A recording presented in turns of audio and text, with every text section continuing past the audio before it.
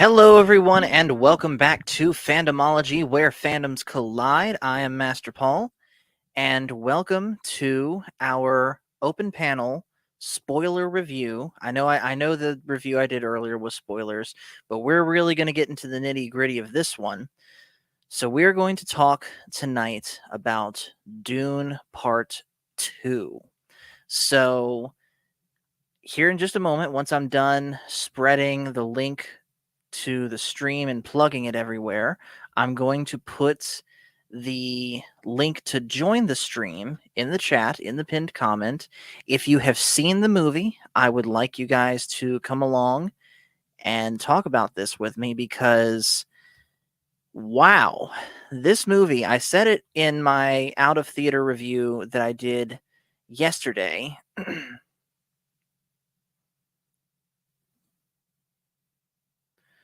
But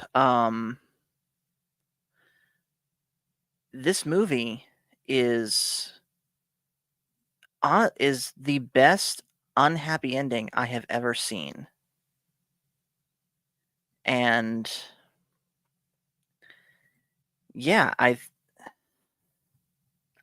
don't know what to say really beyond that, other than I guess I knew the story of Dune from the 1984 movie. I already said that. But I didn't realize that even though the same plot points happen, the tone could be so different. So let's see. Let's go ahead and real quick, we've got the StreamYard link now coming into the chat.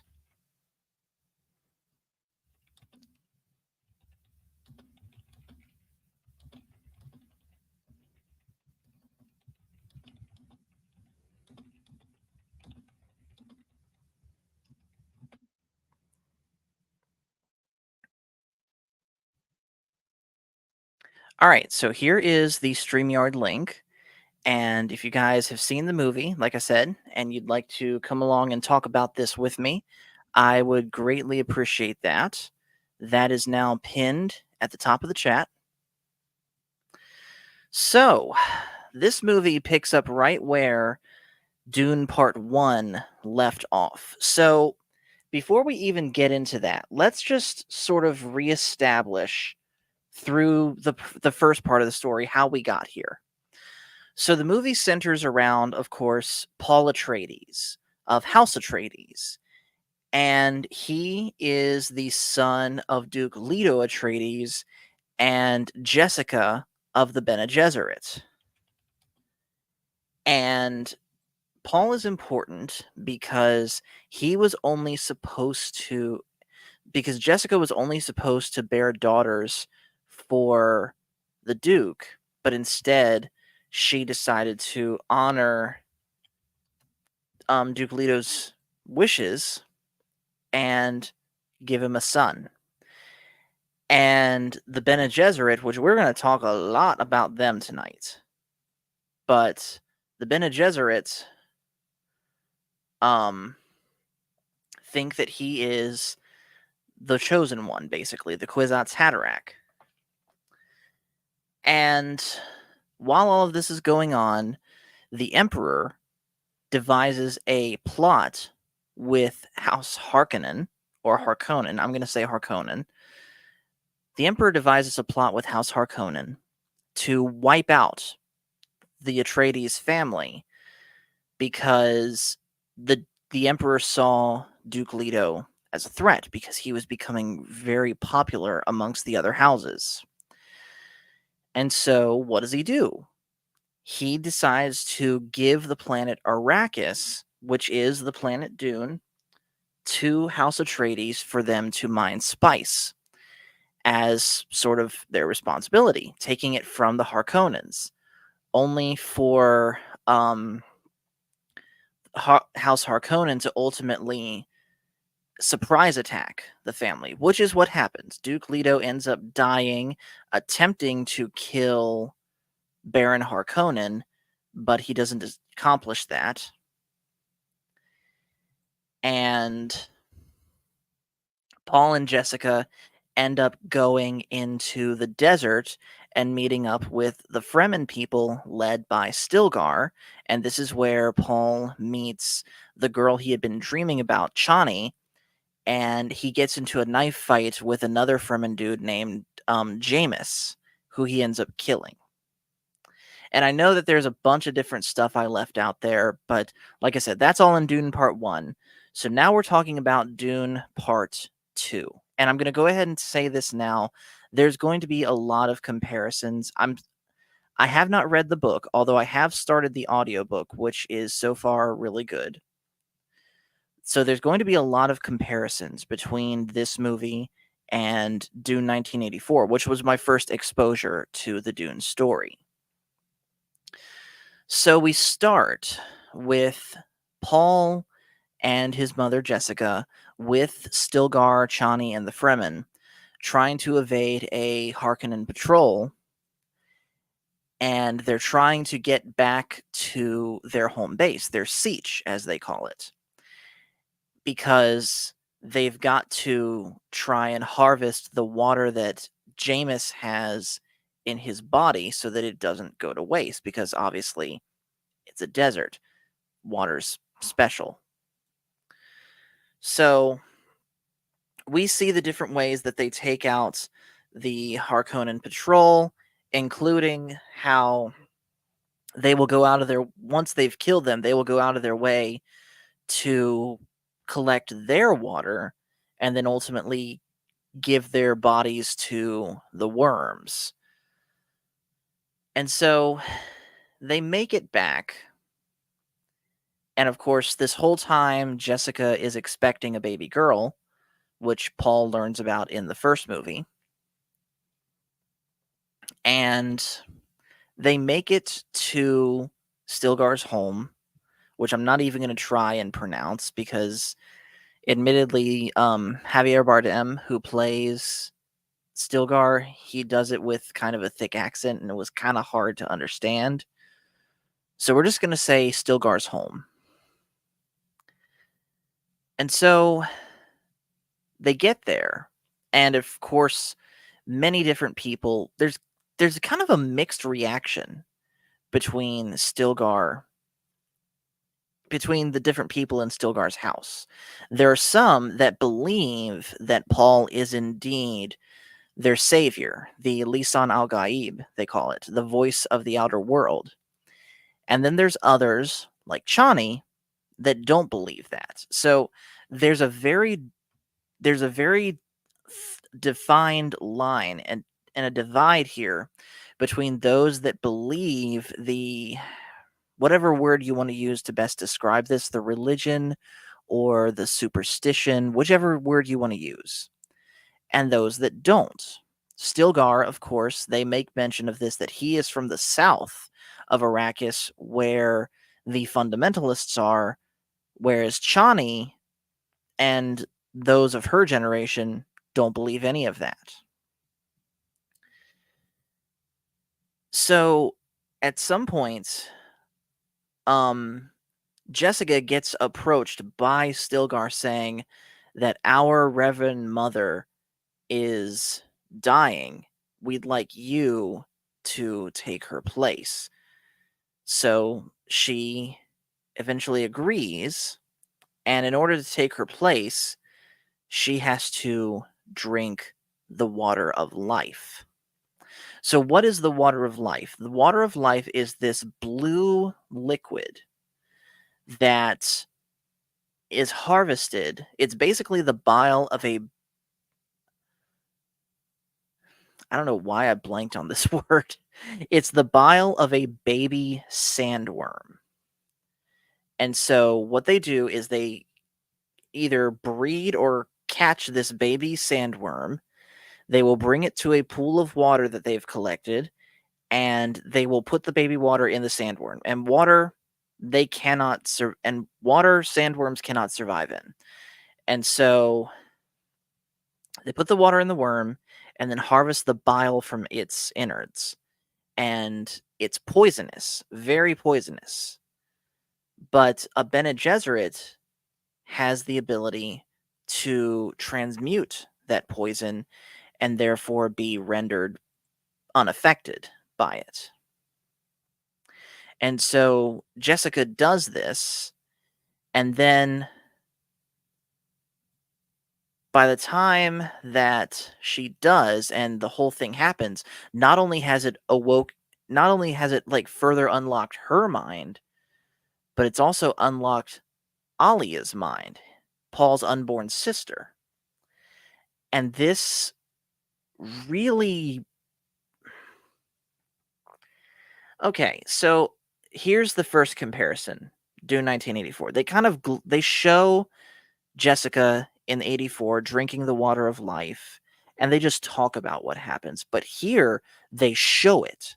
They basically show Jessica throughout her pregnancy and the effects that the water of life have had on her, where she already was part of the Bene Gesserits, and the Bene Gesserit were trying to stoke the beliefs of the Kwisatz Haderach amongst the Fremen. But here she just starts believing it and preaching it even further. And not only does she do it, but so does Alia.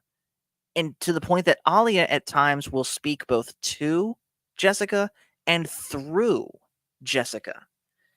And it was really off-putting to see, honestly. Because again, I mentioned this in my out of theater review, but I knew that the Bene Gesserit from the 1984 movie were definitely power players that were trying to pull strings for their own benefit amongst all of the political houses. But here in this movie, they really show you like the lengths that they will go to make sure that their own ends are met instead of, what's good for all, which again, I don't know why I was expecting that, but still, I wouldn't say shocked, but I wasn't expecting to see it in such depth. Like, here's the thing. Paul wants to just simply become one of the Fremen and fight with them against the Harkonnens. Although, yes, he would like to take revenge on the Emperor. He mentions it toward the beginning of the movie. And Chani, of course, he loves Chani, but his mother, throughout the bulk of the movie, is just pushing him to become the Messiah. And Paul's scared of that because he's having these dreams of course, the Holy War that he would bring about, that he ultimately does, we know, in the sequel to Dune. And so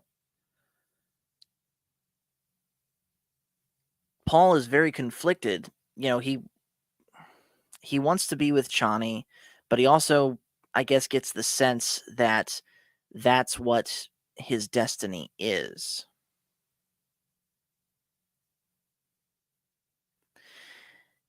So we see different scenes of Paul and the Fremen taking on the Harkonnens, disrupting spice production, which is bad, especially for the Spacing Guild, which they do not hardly touch on.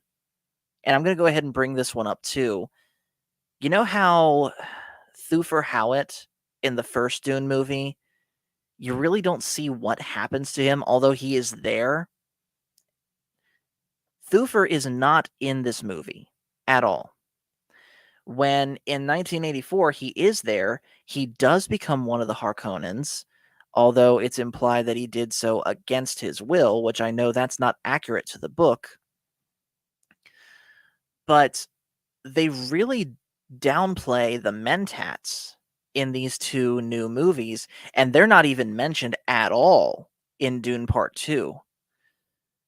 And neither that I can remember was the Spacing Guild mentioned in Dune Part 2 at all. Like, that weird alien thing that was floating around in the vat of spice in Dune Part 1? We see nothing even close to that in any of these movies. And why, I honestly can't figure out. because they're an important part of the story. The Spacing Guild is like one of the biggest, I'm not going to say the whole reason because there's multiple, but they're one of the biggest consumers of spice because spice is why they do what they do. And so they're the ones that are ultimately, at least in the 84 movie, pushing for the continuous production of spice. And they're the ones that feel betrayed when, at least at the Watch of the Emperor, spice production is stopping on Arrakis. So there were certain areas that these two movies did, um, excuse me. There were certain things that these movies did better than 1984, but also certain things that Dune 1984 did better than these two movies. And I think that this was, and I think that going more into depth into the Spacing Guild and the Mentats was one thing that Dune 1984 did better, although nothing's the book, basically. So, back to what's going on. We see also that overseeing the Harkonnen occupation of Arrakis is not the Baron himself, but Raban. And we see, of course, he fails multiple different times to try and stop the legend that has sprung up by this point of Muad'Dib, which is the name that Paul ultimately decides to claim for himself in in the middle of a tent one time as he finally becomes one of the Fremen. So Raban fails multiple times, and the Baron is constantly threatening him, saying, "You keep messing up and I'm going to kill you." Which, let's talk about this for a second. So the Baron in the first movie was portrayed kind of the same, but also kind of not, as he was in 1984. He obviously did not have all the giant pus things on his face, but he still was portrayed as being able to just float through the air on his anti-grav stuff. And they keep that in this movie, obviously. And yet, this time around, there's these weird three glass balls that are attached to him by a series of tubes that I know why they're there. They're there because of the Baron's injuries that he got at the poisonous gas that Duke Leto had launched at him in his final moment. And yet it's not exactly clear what those are for. So while this is going on also, we finally see Princess Irulan throughout all of this, and of course the Emperor himself. I did not like Christopher Walken as this Emperor because to me, certain castings to me will just take me out of the universe. That is why I didn't like Jack Black and Lizzo in Mando season 3 because I have a hard time seeing them as anything other than Jack Black and Lizzo. Same thing here honestly with Christopher Walken. And it's not even his look, honestly. It's his voice and the way that he talks. He has a very odd way of talking. He emphasizes certain things and does these different inflections, of course, that are unique to Chris Walken. Nothing wrong with that at all. But when I'm hearing that coming out of the Emperor, it's like I only hear Chris Walken. I don't hear an emperor that's supposed to have lived for hundreds of years because of his own consumption of spice, which I know that even an old man like Chris Walken is not accurate to the book, that the book emperor is supposed to look like he's in his 20s. So yeah, basically I wasn't a big fan of the Emperor in this movie, although Florence Pugh as Princess Irulan did do good. Now, the best character, I think, in this movie was Fade Routha, played by Austin Butler. And yes, this was the same character that was previously played by Sting in the 1984 movie. And Sting had, when I saw that, kind of the same effect on me that Chris Walken did as the Emperor, but to a far lesser extent. However, Austin Butler as Fade was great. He really played up the psychotic killer that Fade, at least to me, was supposed to be compared to the 1984 movie, which he was in that movie too. But Fade in the 1984 movie, I don't know whether or not this was the intended interpretation of that character, but to me, Fade in the 84 movie always seemed like Sting was playing him kind of as a sex symbol along with a psychopath, and we don't exactly get that with Fade in this movie. I mean, we kind of do, but not even close to the same way. And how we're introduced to Fade is perfect for that character, where he's presented with two new knives and he tests those knives by literally killing two of his servants to see how the knives do. And the best scene and one of the best scenes in the movie, at least from a visual standpoint, is Fade's fight in the arena. Because I don't know what's going on here, how they did this, but everything literally turns black and white inside this arena. And literally everyone's skin just turns like completely white. Like let me see if I can find a good picture just so you guys can see this.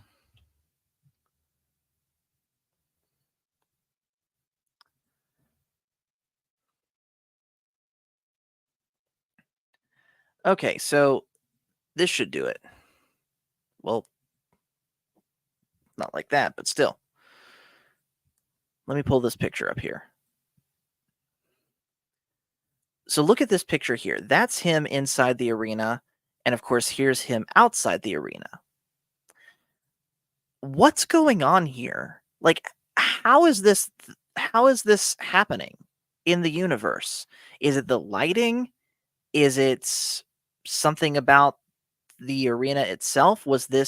Is there no explanation for this in universe and this is just a cool thing that the filmmakers decided to do? So what's going on here? And how did they shoot that too? Is that lighting, or did Austin Butler literally have every part of his exposed skin painted white? And not just him too. The Baron is like this. The people in the stands are like this. Even the Bene Gesserit that visit to witness this have their robes turned white and their skin turned white. So what's going on here? But anyways, after that fight, Fade gets taken into one of the back rooms by another Bene Gesserit. I forget what. I think her name is like Margot something. I don't remember what. But basically, Reverend crap, what's her name? But the head Reverend Mother, I can't remember her name, but the one that serves the Emperor is upset that Jessica went rogue and had a son when she was only supposed to have a daughter. And so they thought that, hey, maybe since we can't control Paul, we can control Fade. And so she sent another Bene Gesserit to basically test Fade in the same way that Paul was first tested in the first movie. You know, the whole put your right hand at the box thing and don't take it out or I'm going to shove this poison needle in your neck. Now, we don't see the full thing of that test because obviously we saw Paul go through it. Although I do kind of wonder how it was that Fade handled the pain in the that same pain that Paul did of feeling his hand burn off. But come to find out, that wasn't the only thing that they did that night. They apparently got the Reverend Mother that visited him pregnant with Fade's child, so that I guess they had a backup plan should Paul fail as the Kwisatz Haderach. So while this is going on, of course, Paul and the Fremen are still fighting the Harkonnens, but more and more people are starting to believe that he actually is the voice of the outer world. And he's getting uncomfortable with this. And his mother is going to travel to the south, I guess, at first to see how the water of life is made, but also to, again, push for Paul to go down there. And Chani is getting more and more uncomfortable with all of this. And during one of these attacks, Paul actually inadvertently crosses paths and blades with his former fighting instructor, Gurney Halleck, because everyone thought that Gurney had died in the first battle of Arrakeen, where the Atreides family was absolutely destroyed, but he got captured and he started working on spice harvesters, and he was also smuggling people off world, at least if that's what I understood correctly. So he ends up joining the Fremen, and he shows Paul where his dad had kept an arsenal of nuclear weapons. And eventually, and of course, the more power Paul seems to get, and the more that he decides that he does want to overthrow the Empire, the more uncomfortable Chani gets, because again, this is not the Paul that she fell in love with. Eventually, Paul is convinced by his visions of Jameis, which I don't understand why that's a thing. So, he's convinced that he himself needs to drink the water of life, which he does. And here's the big difference between this movie and Dune 1984. Again, I don't know if this is accurate to the book. I'm currently listening through the book, so I'll find out. But Chani helps Paul survive the water of life with her own tears, where nothing like that ever happened in the 1984 movie. So, what's going on there? Is that supposed to be there? Is that accurate to the book? Or did they just throw that in? Like, I know in certain corners of YouTube that there were rumors going around that Dune Part 2 was going to, quote unquote, be woke. And to my eyes and to my sensibilities, it certainly was not. But part of me wonders if that scene is what they might have been talking about. Because should not Paul have been able to take the water of life and transmute it on his own? So why change that to where Chani helps him? Only for her to later, of course, slap him in the face and basically break up with him.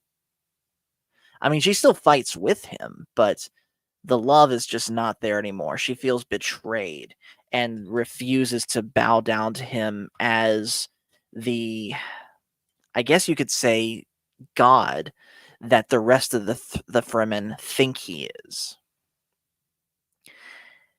And drinking the water of life reveals something to Paul that I'm glad that they included in this movie.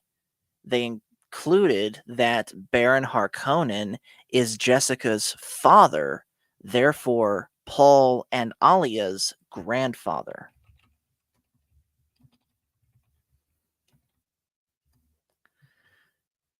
I'm glad that they included that detail, because it just shows how screwed up of a family tree, I guess you could say it is. But eventually, um, all the same things happen where Paul leads a huge attack on the Emperor's forces, the Sardaukar, and against the Harkonnens, and Paul ends up taking the throne from the Emperor. And he does also fight Fade. He wins that fight, but ends up getting stabbed himself in the process. And he ends up launching the holy war that he first dreamed of and tried to avoid. And of course, Chani is just completely against this and walks out on him. Meanwhile, the last thing that we see is Jessica proclaiming that the holy war is there, and she seems happy about it. So again, that's pretty much the movie. I know that there were things that I did not mention, but that's basically the summary. One of the things that really struck me about this movie that was completely different takeaway than the 84 one, and I already said this in the Out of the Theater review, is just how much of a manipulating force the Bene Gesserit as a whole are, but especially in this movie, Jessica. Jessica is the one that ultimately pushed Paul to become what he didn't want to become, what he was afraid of becoming. Like, I've seen people compare Paul Atreides to Anakin Skywalker, where he is basically a fallen chosen one. And this time around, it wasn't even really okay. So, if indeed Anakin was manipulated to become Darth Vader, obviously that's Palpatine's fault for being the one to start those manipulations, taking advantage, of course, of the Jedi Council's corruption. Here, though, with Paul Atreides, Jessica, I guess you could say, played the Palpatine role if you wanted to assign it to just one person. Although, really, the Bene Gesserits as a whole were to blame for why Paul ended up coming out the way that he did. And again, go back to the 1984 movie. They portrayed Jessica, at least the interpretation I took away from it was that she was an honorable woman. Yes, she was part of a manipulating faction, but she truly loved Duke Leto. She truly loved Paul and still was willing to fight for, okay, maybe not fight, but advise the Fremen on how to defeat the Empire. There was no, at least by my recollection, there was no manipulation from Jessica or Alia for Paul to become something that he was scared of. But then again, in the 84 movie, that version of Paul really wasn't scared of becoming some sort of, I guess for lack of a better word, war machine. And so, yeah, I guess just in general, the Dune 1984 movie ultimately did in one movie what this movie, well, okay, let me rephrase. Dune 1984 tried to do in one movie what these two movies are doing in two. So, with two movies, obviously you've got more time allotted to you, so you can go greater into greater detail where you've been kind of limited with just one movie. So certain things are going to get left out. But I was not expecting, again, still, just how deep they went into the Bene Gesserit's manipulations and ultimately how they're trying to work things out for themselves. So I think we're going to go ahead and call the stream there. That's pretty much all that I can think of to talk about with this movie. Do I think it is the greatest movie ever? from a visual perspective, it certainly makes its case. I don't quite know because that is like a lofty place to put it as the greatest ever, but it certainly is in the running. I'll give it that. A story, though, it is a great, well told story that does unfortunately leave some things out that I personally would have liked to seen in there. And the biggest difference between this movie and 1984 is that where the 1984 movie ended on a triumphant note, this one the ending almost feels tragic. In fact, I want to go back real quick and read a comment that I want to say Miss Caroline Kraft left on my out of theater review regarding this. So let me find it because she basically put it better than I could. So basically, Miss Caroline said this. Let me show it on my screen here. She said this: "Yes, it is a very tragic story. I have a lot of trouble watching the Lynch movie because of all the things that are changed, and I don't think they're changed for the better. Dennis' changes, I think, make sense and add to the story, so I was okay with it. And I know he is probably laying the path for the next Dune movie that says he's going to do, which I am going to see that, by the way. I appreciate that he is thinking ahead. I really think the acting is as strong in Lynch's movie as well as Dennis's movie. I think Timothy did a good job, but in my opinion, I still think Kyle did the best portrayal of Paul. But unfortunately, that is the only thing I liked about Lynch's movies. I believe that Paul is the victim because he is pulled into something that gets so big and he realizes too late that he can't control it. I think your interpretation is right on the money. The Bene Gesserit are really pulling the strings, and it's not good strings. From Children of Dune to the end of the original books, it gets really crazy, and it's surprising how far it goes. If you like the story, it is well worth reading the books. There's also a mini series done in 2000 for Dune and Children of Dune, including the books Messiah and Children of Dune, which I thought was pretty good. They are able to add things from the book that time didn't allow in movies. So I want to highlight this here. I believe that Paul is the victim because he is pulled into something that gets so big and he realizes too late that he can't control it. When he gives the order to attack the other houses, he does so regretfully. Not as a conquering hero, but as a, gosh, I didn't want this to get so far. And that is just what sets the tone and why I say that it is the best unhappy ending that I've ever seen. Yes, better. I'm going to say it because Nate brought this up to me earlier. But yes, a better unhappy ending than Empire Strikes Back as far as just going for sheer wow, this situation sucks. Because here's the thing, Empire Strikes Back, that is a great ending. I would not change a thing about it. But what separates that ending from this one is that the ending to Empire has an element of hope to it, where with the ending of this one, of Dune Part 2, there seems like there is no hope.